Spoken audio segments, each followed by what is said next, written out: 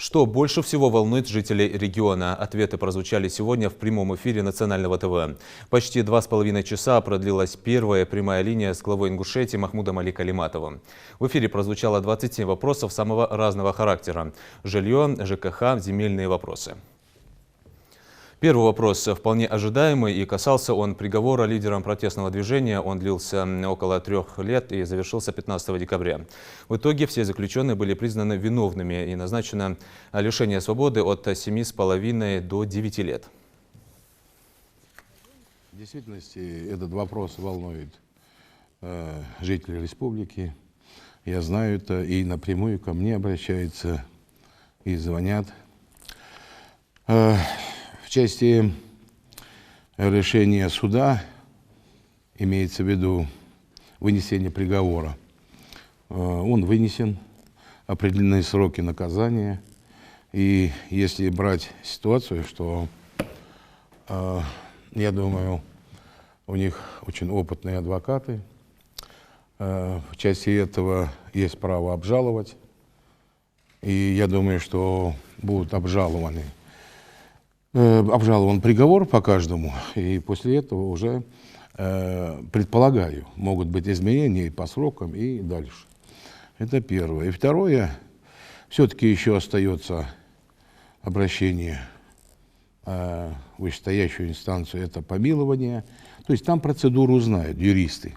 Поэтому приговор состоялся. Я думаю, что давайте подождем, когда обжалование пройдет, и какое-то решение изменится, не изменится. А потом можно уже говорить. А то, что люди озабочены этим, в действительности это есть. И чтоб кто не совершил какое-либо преступление, находящиеся люди на местах лишения свободы, ну, минимум они заслуживают сочувствия. Приговор по каждому, и после этого уже... Волнует людей информация, появившаяся недавно в соцсетях об изменении пограничной зоны в Джайрахском районе. С чем это связано, интересуются жители региона. Там, в общем-то, ничего такого не произошло. Я знаю, что некоторые населенные пункты, там пограничная зона, она не оградила какие-то или не вела их в погранзону. Абсолютно этот вопрос обсуждался, глава района знает, и кого это конкретно интересует, мы можем ему дать вплоть до письменного ответа на этот вопрос. Потому что самое главное, никаких изменений, отдалений, отделений там нету. Там просто техническая ситуация по этим населенным пунктам. Там ничего такого нет.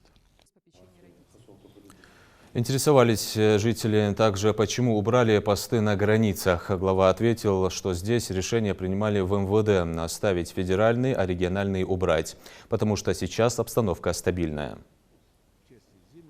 Я в курсе, мне докладывал советник, там у нас пост в сторону Сунжа-Серноводск, по-моему, и другие пункты. Там и с той стороны убраны посты.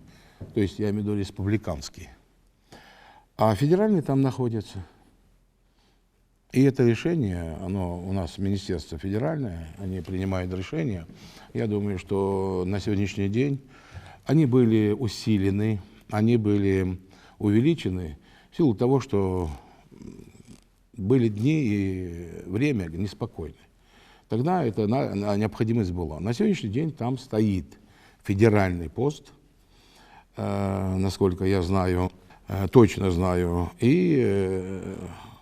а республиканские с двух сторон, и наши, и с другой стороны, они убраны. Это, так сказать, какой-либо там специального, как у нас сразу это, там нет ничего.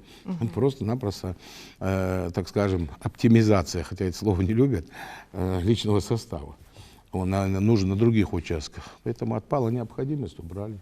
То есть повода для тревожности какой-то? Абсолютно нет. Следующее обращение – выделение квартир для детей-сирот. Глава ответил, что вопрос на его личном контроле. Около 1000 сирот стоят в очереди. Первые 40 должны в ближайшее время получить жилплощадь. вопрос действительности. И у меня, и мы проводили в этой части совещания и с правительством. Конкретно по сиротам я сам выезжал, и вы знаете, вот у нас и заселенный был дом сирот, 18-этажные эти. Проблема, она существует, у нас их более 1000 сирот, которые у нас в очереди стоят. Но вопрос, знаете, в чем? Ведь у нас выделяется сумма денег, и она на квадратный метр, вот у нас они выделяют, например, 32 тысячи. А на рынке, а мы покупаем его, свободное жилье, кто продает, он стоит 42 или 43 тысячи. При этих обстоятельствах у нас возник вопрос, что нам, вот у нас квартира обходится, можем мы купить, например, нужного метража 1 050 000 рублей, 50 тысяч. А у нас не хватает 200, где 250 тысяч. И вот сегодня, можно сказать, решен был вопрос правительством, и в понедельник это точно будет. Те очереди, первые, которые очередь 40, у нас более 41-42 человека, мы с фонда развития республики добавили туда около 7-9 миллионов. То есть вот 40 человек мы доплатили 200-250 тысяч вот, благодаря фонду. И мы эти вот квартиры, очередники, которые есть, мы вот в этом году покупаем. В последующем, ну, знаете, я хотел бы сказать, что вы сказали обширный вопрос. У нас очень много нам приходится перепроверять. Как бы это неприятно тоже было тем людям, которые в очередь встают. А в последующем, я не имею в виду, так сказать, сирот, в части земли, там, да, ну, я вам приведу пример. Вот надо землю выдавать. Да, вот есть четко. Мы определили, как. Моя задача была где-то год назад, я сказал, давайте вот что сделаем. У нас земли мало. Выделяем, раньше как, выделяли гектар земли, или 2, там, 10, не знаю. И отдавали это главе или кому-то. И после этого я попросил уточнить списки и реально нуждающимся. Вот я вам скажу, я запросил как глава, вот более 3 раз они не соответствовали действительности. Вот я отправляю, опять уточнить, опять приходит, опять вычленяем оттуда, и опять, мягко говоря, ложные сведения, недостоверные, и вот это вот лукавство, оно было. Но мы вычищаем это, и мое предложение в чем заключалось? Мы, во-первых, не гектар, а вот берем их на участки прям, делим конкретно участки.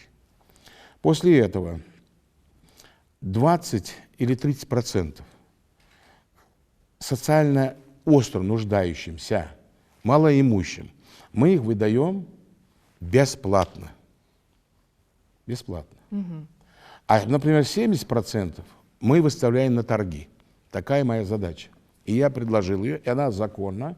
Мы выставляем на торги остальные, ну, например, 1000 участков, 300 мы отдаем малоимущим, а 700 участков мы выставляем на торги.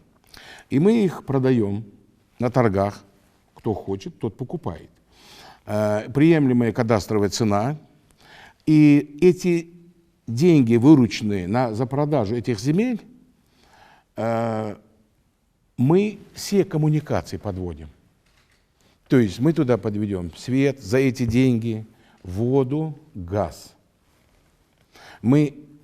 Потому что люди, ну, правдами, неправдами, ну, законно даже он получил землю. Вот я смотрел там обращения, часто бывает, вот мне землю дали, а у меня там газа нет, света нет, воды нет. Вот чтобы избежать, потому что человек в поле дали ему землю, ну, не будешь же туда проводить километры, воду, еще что-нибудь еще. Хаотичность, чтобы ее искоренить, я принял такое решение. И мы сейчас вот с Нового года начнем поэтапно выделять земли тем, кто остро нуждается, и это будет подтверждено документально. И, как я вам сказал, более 70%, может 75 и 80%, мы будем выставлять их на торги. И вот определили. Во-первых, там будет улица, понятная, да, не хаотичной застройки. Будет понятно, где школа потом, землю надо оставить, да, где детский сад нужно поставить, да. Вот детские сады, если кто заметил, вот Сунжи вынесли куда-то, в Очулуках верхних вообще вынесли в горы. В горы. А самозахватом огражденные земли, они стоят. Надо все-таки по-честному поступать. С меня требуют, и я требую с правительства честной, законной работы, и я прошу каждого гражданина, жителей республики, давайте будем честными. Давайте освободите те земли, которые незаконно вы оградили и держите их. Поэтому у нас нет проблем, но надо упорядочить это. Ну и последующее. У нас, опять же, вернусь. Все знают, что у нас застройка, ну мы застроим все, и что у нас будет? Поэтому сейчас предложение разрабатывать с правительством по моей просьбе, поручению, если мы не перейдем на многоэтажные, ну, скажем, молодежные дома, да, там, удобные квартиры со всеми удобствами, мы должны перейти на высокоэтажные дома, то есть микрорайоны какие-то строить, но заранее, опять же, чтобы там были сети, чтобы там была котельня, потому что уму не предложишь, я не знаю, как это сделать, как объяснить. Вот 18-этажный дом, он же бескотельный, 2 дома, вот просто бескотельный поставили и все. Ну хорошо, фонд есть развития республик, который пополняет желающие, да? Вот как я пришел, как только открыли этот фонд, вот пополняется он. Но вот 39 миллионов мы потратили, чтобы котельню сделать. А дом сколько стоит? А люди жаловались. Нет тепла, нет воды. А сейчас я убежден, что там и тепло им, и хорошо. Я бы хотел вот некоторым людям, которые ответственны за это, чтобы они задали себе вопрос, когда же вы наедитесь-то? Вот просто когда они наедятся. Вот прямо говорю в камеру. Вот в целом. Поэтому упорядочить нужно. Но надо каждый, чтобы спросил себя, законно ли я, законны ли мои требования или поступки. Вот. А в части того, что зависит от главы, от правительства, я могу дать слово, что мы будем все делать для улучшения жизни, деятельности жителей. Меня мало интересуют чиновники и толстосумы. Я это прямо говорю. Я и правительство занимаемся жителями, потому что у нас они очень тяжело жили, тяжело живут. И облегчить их жизнь — моя задача и правительство. Вот я могу сказать вам.